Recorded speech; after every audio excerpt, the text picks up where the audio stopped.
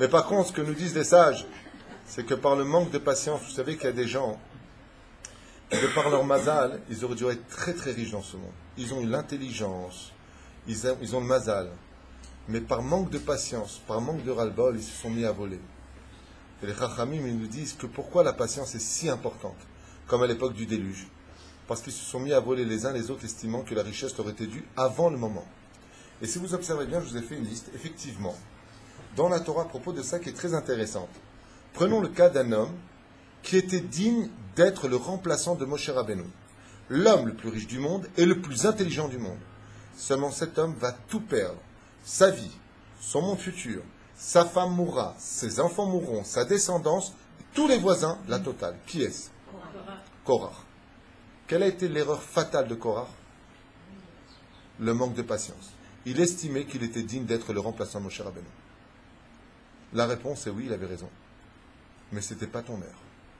Le fait de provoquer des horaires avant son temps, Rabbi Nachman de Breslev, il dit dans le Likutei Moharan, il dit qu'une personne qui va chercher le kavod avant son temps ne vient rien faire d'autre que de diminuer les jours de sa vie. Parce qu'il y a un temps pour le kavod.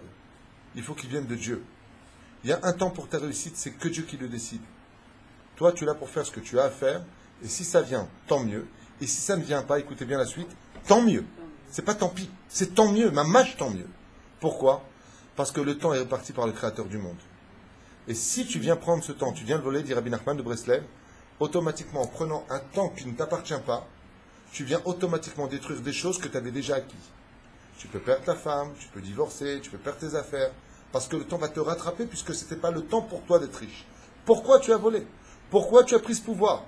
Et qu'est-ce qui s'est passé pour Korah Bechol Nivla betocha adama. Tu avais tout. Tu n'as pas dit merci. Tu n'as pas été content de ce que Dieu t'a donné, de ton épouse, de tes enfants, de ta vie. D'abord, il fallait être heureux de cela. Tu devais être riche. Mais tu es parti le prendre de façon malhonnête. Résultat des courses, le temps te donnera des réponses à toute cette malhonnêteté. Et de qui plus est, tout va être détruit autour de toi. Pourquoi? Parce que tu as voulu être ce que tu ne devais pas être avant le temps qui t'était prédestiné. Et une fois de plus, manque de patience pour Korach. C'est ce que disent les sages. Qu'est-ce qu'a tué Korach? Sa femme. Quel était le problème de sa femme? Le manque de patience. Donc, patience.